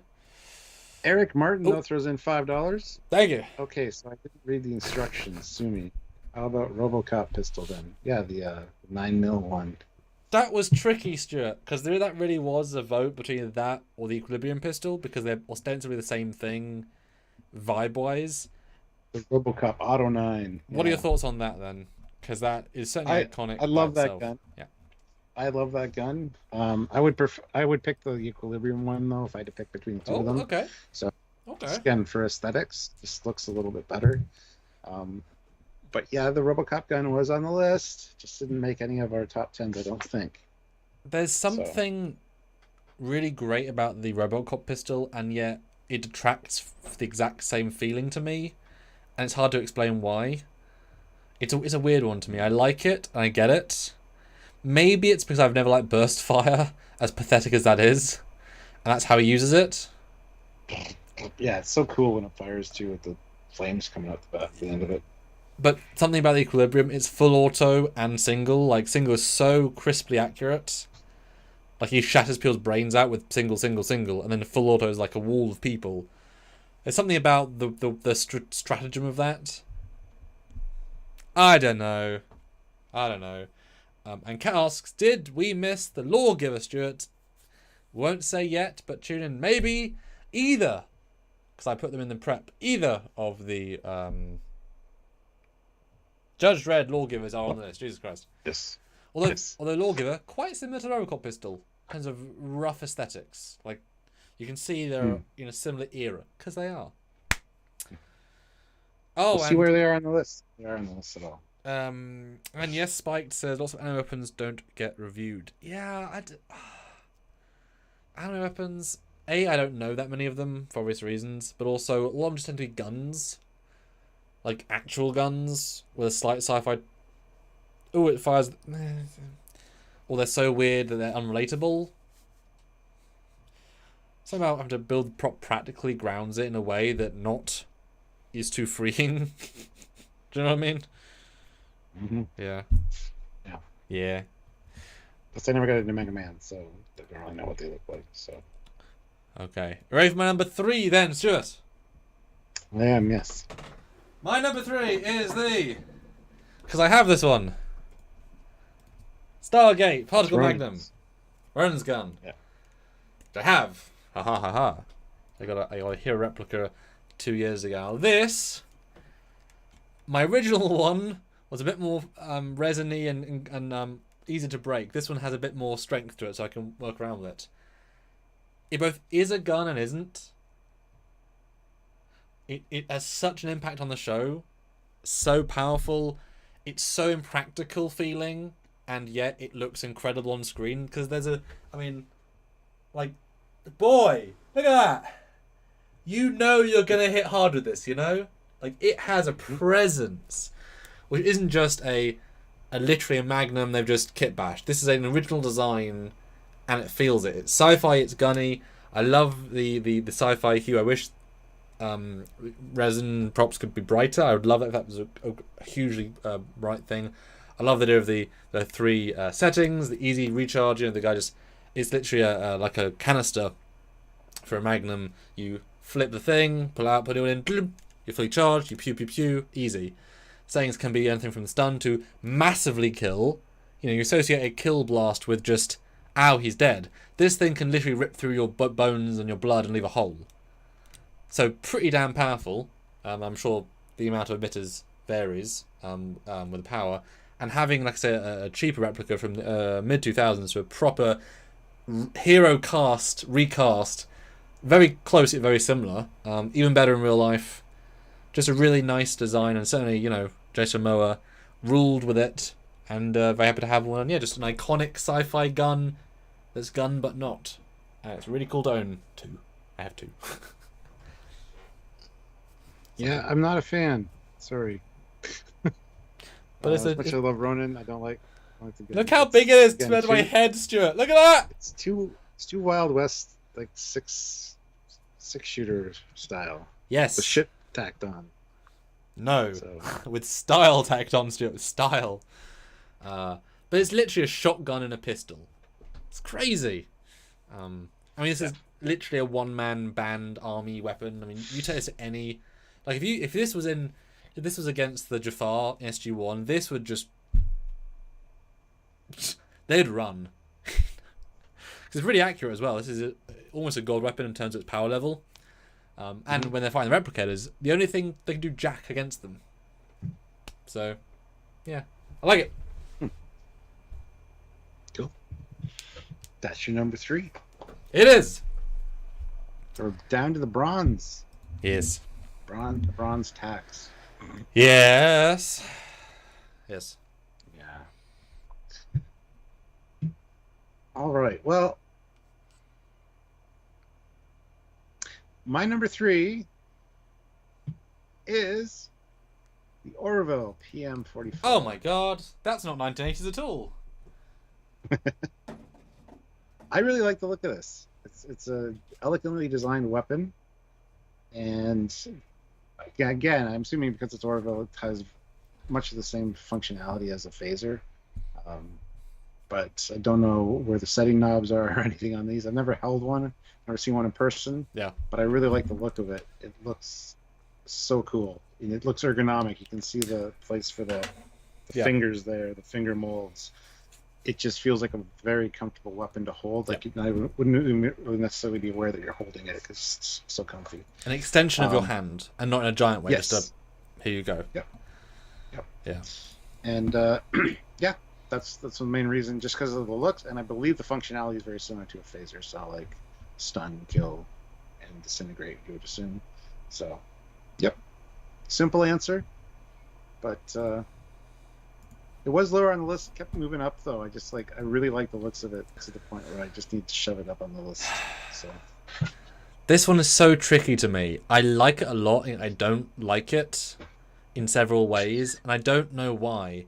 It may be because it's a bit too small and too designed, maybe. Maybe. Like, I'd like to hold one in real life. I would like to have one, I think, but a good one. I feel like if you did a fan replica with the proportions being too far off, it'd break as a prop. It needs to be like the right size for it to all work together. Something about it just doesn't make me excited in the way these other 10 have. It would be far off because I think it's more original than a lot of the other ones we had in our batch of prep notes. So it'd probably been like maybe 13 on my list. But something just doesn't. I don't know why. I'm just not excited by it. I get it. Yeah. I don't know. Something about the future, the design of it just really appeals to me. I get it. How it looks in the hand compared to, it looks kind of wonky there almost, but when you put it in the hand, and it looks really good. Yeah. So, and I mean, another great design that the Orville did. They had a lot of string of a lot of great things. So well done them for continuing to have cool designs. I just wish they used it more. I guess. Yeah, that's the other thing. They hardly ever use it. Yeah. Nice. All right. Oh dear, are we into my bronze, Stuart? Oh dear. No, you're into your silver. That's what I meant. My silver medal, of course, is that which I have. Aha. Yes. Doesn't this look cool? Yep. And way cooler open than closed. And these are bloody hard to get because no one makes them. Because the fact is, if you're a Stargate cosplayer, this is useless to you. It's bloody big. Like, it's great if you're in a physical shoot mode, but this is, don't want to break it, you can't put it anywhere. The closed ones go in a holster and it's safe. So no one makes these. So I was very, very, very, very happy to get one of these. Did I get two? No, I got one. Actually, a design, a truly original, interesting design. It is a snake. It is a tech. It's so sci-fi-y. There you go. I remember where mine was. Good job. It's so sci-fi-y that it's advanced without quite knowing what it does, but yet so simple. Button opens, squeeze to shoot. It's very simple, and it would easily work without the top head coming out and going boom and firing. That would be fine, but that extra detail gives it. You have a depth here. With that depth, you have a depth there. You have a depth there. Every view gives you something different, and each view is awesome. And the fact that the thing bloody fires back with recoil, very hard to see in the show, but it does do it. So frickin' perb. And I'm always nervous I'm going to break this because I can't get a replacement really. But absolutely adore it. They're giant when you have a production sized one. Actually, they're bigger than you think they are. Yes. I haven't put mine together yet, but I painted it. But... Yes. Yeah. Yeah. Really giant, but there's a real when you do this, it feels very well scaled. Although, boy, gotta get used to squeeze the inner arm to shoot. That'd be so weird. But also, you're only meant to shoot it once to stun. These, the Gould fight each other, or they just attack civilians that can't defend themselves. So you aren't, pew pew pew pew pew pew. It's really you just walk up to someone, go dead, shoot, stun, stun, stun. It's not and also unlimited ammo. I don't know if they've ever shown a single version where they've run out of juice. These things are designed to last. Just a magnificent design, and there's a few designs that are actually lightning in a bottle. This is absolutely one of them. I'm so thrilled it's on your list. I will say that I have one. You do? I just need to paint it. I will say that my Marcus, our actor who's in the Trekyards, he's our Stargate lead as well, and he calls it the penis gun. I get it. He likes using it, but he says, the penis gun. Thanks, Sam. I'm like, you're welcome, Marcus. Now use it! Use it like you mean it. That sounds dirty, but it's just truly incredible. I've already had my say about it. But yes. Yeah, I'm glad I found it. I forgot it was just right over there. Very cool. I'm not looking forward to painting it, by the way. No, I said no. Gotta get the right color. But there are many versions you can base on. I was very explicit which one I wanted as well. Not the one, no offense, on your box. I don't like that one with the weird green rusty look. I can't stand that. It's too garish. I like the more subtle. And they change, the more coppery in some versions, more green, more blue. They vary. In fact, the guy was not overly thrilled. I said, please repaint it, because, like you say, and also I needed the static and the open to match, so to repaint both. Sorry. But you'd have to match, because one turns into the other, so... Yeah. Cool. Sergeant Roadkill, 2 pounds. Have you ever had to repair the Zat gun? No, I haven't had it long enough, and I'm very careful when I use it. But I have filmed with one. Do I have a still of Marcus? and it looks so excellent on screen. It really does. It was a real thrill to be able to use it. Because, you know, why the hell why the hell am I using it? Well, make a reason. General Grievous, $2. Michael Thank Shanks used to make dirty jokes about that. Yeah. The fool. What does he know? Just 10 seasons of Stargate? I've made 2 dirty jokes during this live about the Bad Dragon Company, but nobody... Like one person caught it in the chat, so... Do I have a shot of him with it? Boy, that was a busy day we did. Yeah. So there you go. You know, full costume, full zattage. Nice. Real impressive. Guys, we are $21 away from half our minimum, which is not great, but half is still good. We'd love to see some sort of quick fire 5s as we are starting to round down. It's time to shoot us a super chat and snipe in for that final super chat slot. So, yes. All right.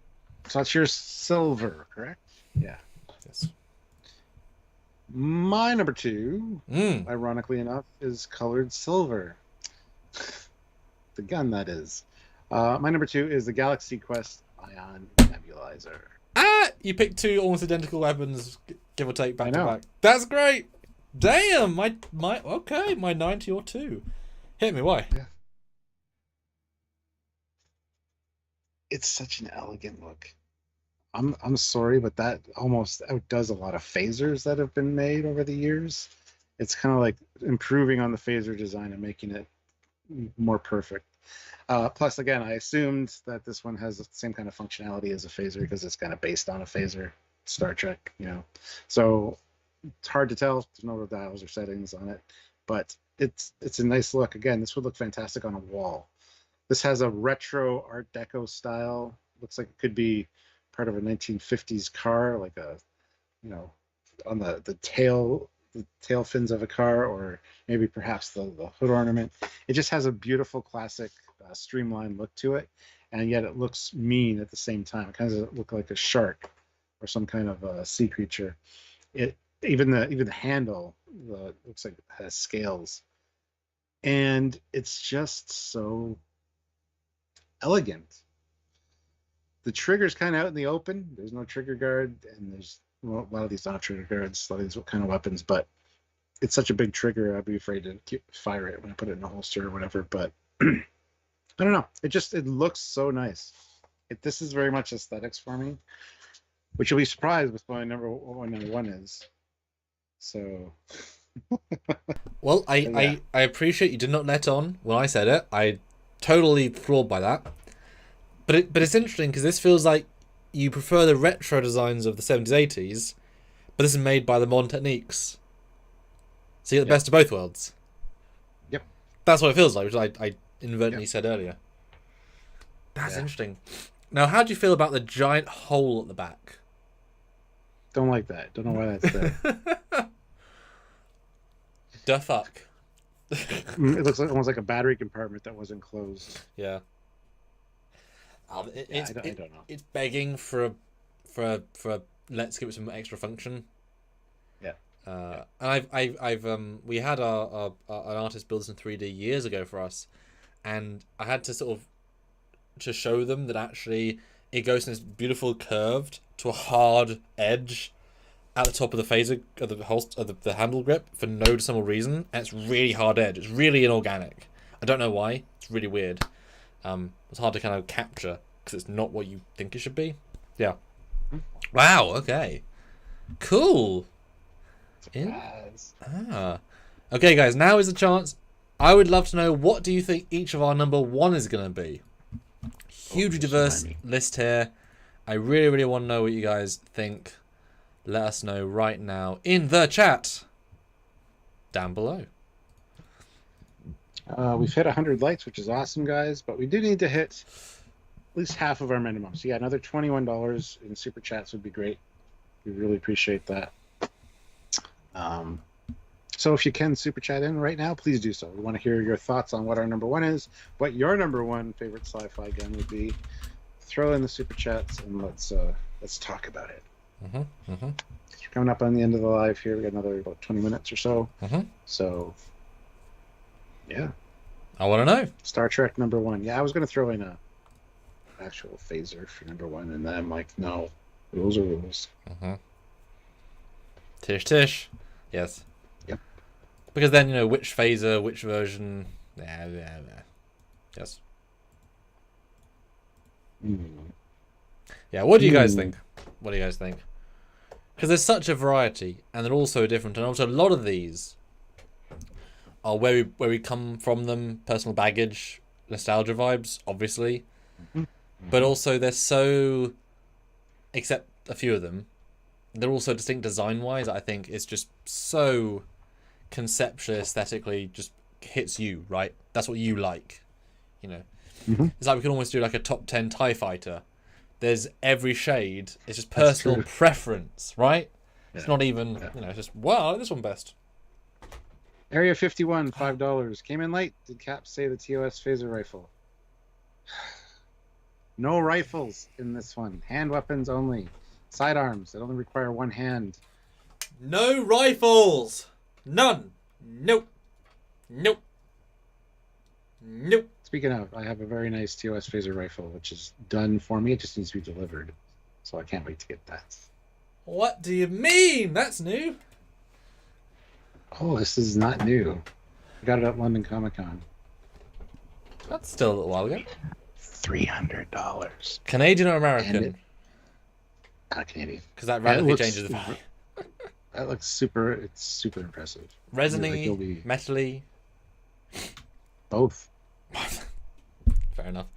Thing comes out, or thing stay static? Probably static. I would assume. Yes. Interesting. Does it lights? No. Yeah. See, I'd rather have things. But it's got a very, very cool stand. See, I'd rather have things that were less expensive that don't make sounds, personally. Yeah. It's fine. Alright, Sergeant Roadkill. 3 pounds. There you go. Did I miss the Lawgiver? But shiny like this. But one left. Well, there's one left on each of our lists, so we'll see where this goes. Yes, Area 51. Yes. Yeah. Stay tuned. General Grievous, $2. No rifles. Immediately raises rifle. I thought that was quite funny. Yeah, I had it show Emma on the Emma Live. That would be raised. I got that tomorrow. exact same phaser as well in the other room. Yours is much cooler though. For not much more money either. See, it's good to know what you have, Stuart, for filming at other points. Indigo. Because knowing what you have, it's like, haha, I can write things. So I can't ship a rifle to you, but if you got a rifle, haha, how useful. Indigo Vantane, €22. Oh, that's amazing. Thank you. Amazing. I have always liked the Blake 7 Liberator gun, despite it needing an external battery pack. Yes, I do know what that looks like. Yeah, there's something charming about that. It's very they were limited by their own concepts of real world technology feeling. Hence the charm. Yeah. Yeah, I get why. And hey, you know, a separate power pack means it boy should have a lot of oomph. You know. All right. Wow. Andrew Duffy, $5. Men in Black had many great designs. They did. Yes. But I wouldn't say any except the Cricket really stood out. Like, shined out. They're all of a similar... almost made my friggin' list, man. Just because of its power. Yeah. It's charm, man. It's charm. And I do quite like the standard gun, but it's just a pistol with a curved front. And they're all just... No offense, we've both had this on our list, but the silver gun. Yeah. It's like me with the spaceships, which are flying gray bricks. Kind of like, on so many of those you can see with the tennis attached to them, like just kind of like, and Glenn, that is from Galaxy Quest. Stuart, do you have a theory on what my last one's going to be?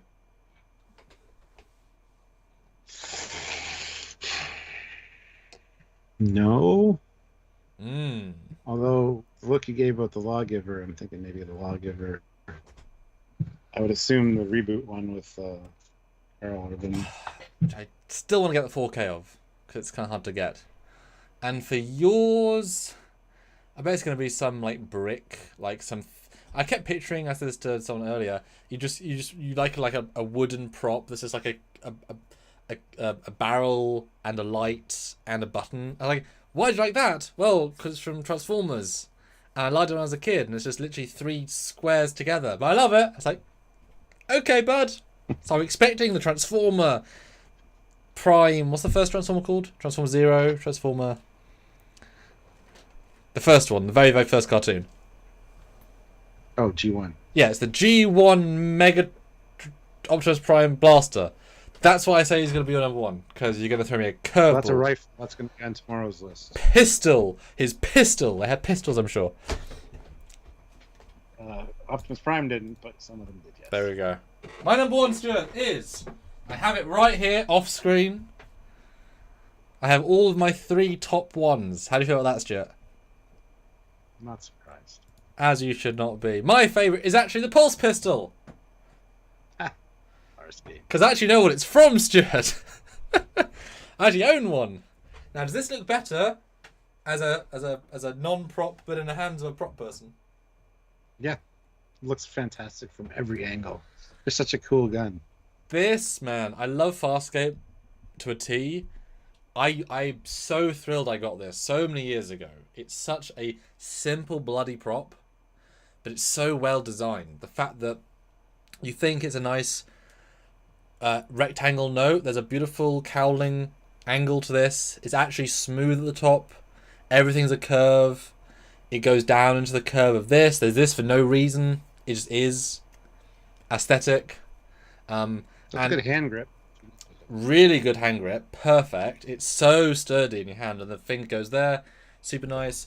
There's 2 hands. Very, very easy. I mean, it is so well designed, and it's not a real gun. Like, this is actually a proper design. If you note, almost all peacekeepers, which is the force that uses them, they all use gloves. That's why this is huge. Designed to worn in full tactical. Now, I would love a full hero version because it gets way cooler when you get full hero. This is a laser sight. There's a little button, click, and laser sight. And then normally here, there should be a plastic LED or glass pane which has a counter, and then this changes the settings from various things. So this thing is very multifaceted. It can also shoot stun, it can shoot kill, it can shoot more, it shoot bouncy ball, basically. Bouncing projectile that hurts like a mother effer. And in the show, the whole premise is that he's an average human, well, average smart guy from Earth, comes across this part of the galaxy that everyone is super advanced, right? And the first time you see this, it's presented like a pretty average weapon, and yet it has 500 rounds in it. 500 rounds. And the clip is this big. It's a tiny magnetic clip. And so if you see them reloading, you're like, that's 500 more rounds. So it feels really, really impressive and just like designed for war. If you throw one of these with 5 clips, you're like just demolishing an entire armada or army. Love the sound effect, love the visual effects, love the vibe, looks great in the holster, just really, really all round beautiful design. And I love owning one, hard to get. It's a really, really, really sturdy prop. I used it as my primary weapon in my original web series back at school. So it's fun to walk around school campus with this as a school kid. And I used my very first Ronin's gun version as well. So this is mine. That was the villain's, because the villain is a big gun. So I have fond memories of running through my own school corridors, like doing that. And not to say that's the reason I like it. Just I've owned it for 15 years. Boy, it makes me want to watch Farscape again. Just such a comfortable, good prop. Beautiful. That was my number 4. That made it in my top 5. I'm shocked because you've never seen bloody Farscape. That's awesome. Dude, high five, man. High five. There we go. Yeah. So yours is multi-capable. Yeah. Ironically enough, my number 1 is also multi-capable and functional. My number 1 is Judge Dredd Classic Lawgiver. What? It's from the Sylvester Stallone movie. Yeah. Wow. This thing is a beast, and you can tell it to launch grenades, you can tell it to launch explosive, whatever, different rounds, armor-piercing rounds. It's an all-in-one gun, and I love the lights, the red lights on it. I prefer this one to the rebooted one, honestly. This one seems more beefy, and it kind of goes back to the Halo gun as well with why I like it, because it's a handgun, but it looks like so much more. It's just, and being able just to tell it what to launch. Yeah, I absolutely love the Lawgiver. So I know a lot of people have been, asking about it in the chat, and it's been hard for me to keep my mouth shut. But yes, this is my number one, and I really want one so bad. So there you go. Well, damn. That is and my actually reaction. the Farscape one looks like a modernized Lawgiver kind of. Oh, that's so funny. See, this one is the obvious cheat weapon. Let's be honest. I mean, this basically replaces a rocket launcher, rifle, arm piercing. I mean, how? There aren't that many things in it. How can you? And it's DNA coded. Yeah. The thing electrocutes you. Only you can fire it. You can't be used against you or whatever. So, like, I get the rocket launcher, I get the grenade, right? But how the hell can a bullet that's already in the magazine into an arm-piercing round from a non-arm-piercing round? How are you doing that? Like it's got a replicator built in. Yeah. It's so impractical. I love it. Yeah. For me, it wasn't on my list because it's a very standard-looking design. That's one of the reasons I like it, actually. I get it. I quite like the not Bruce Willis, the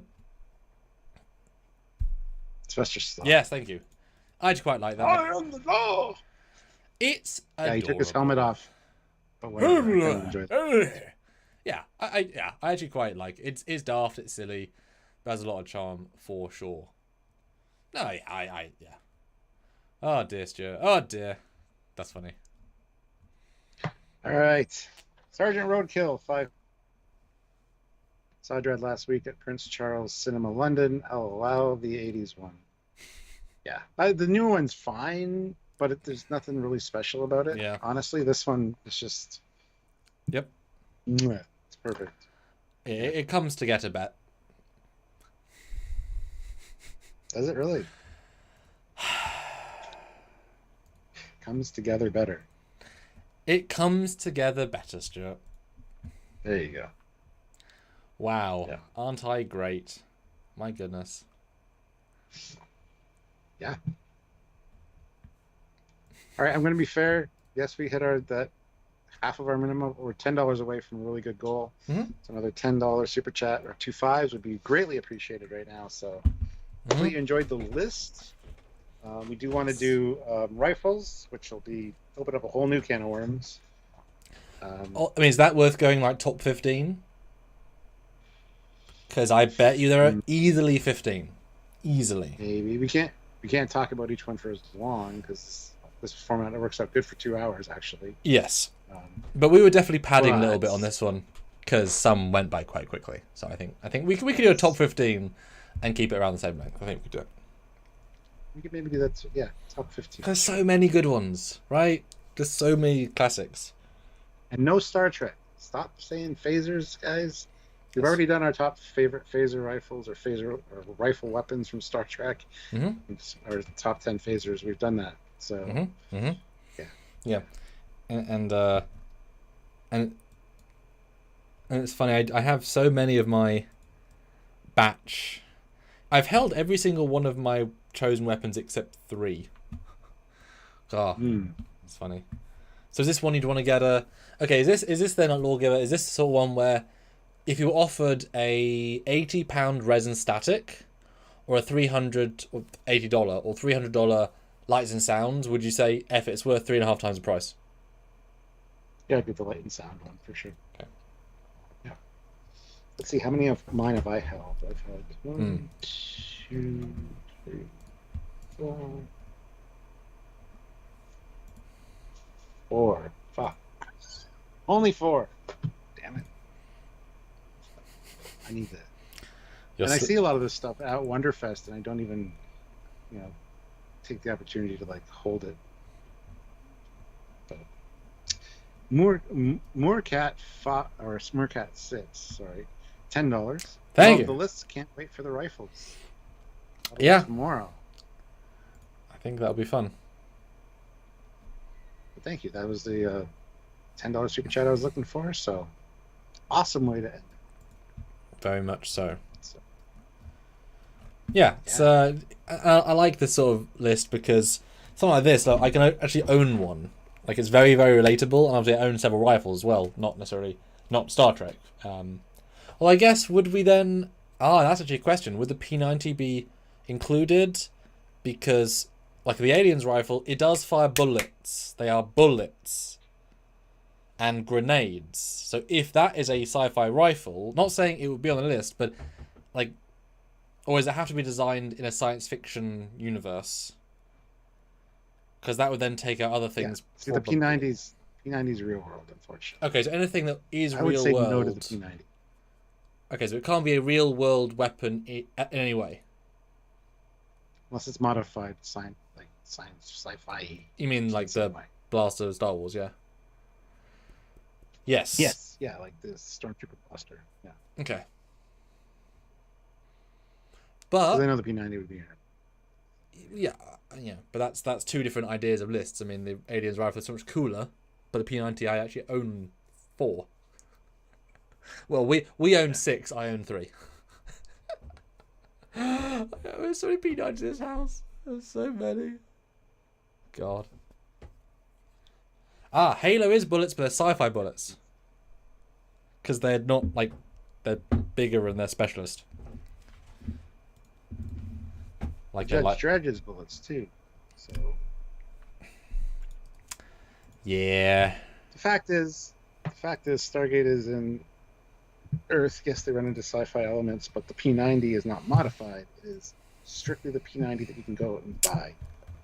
Which I would love to. If you're in the military. Yeah, exactly. Because the civilian version's a little different, but yeah. Ugh. It's gross, Stuart. So that doesn't it's really gross. Count. It can be mentioned as a special honorable mention, like the P90.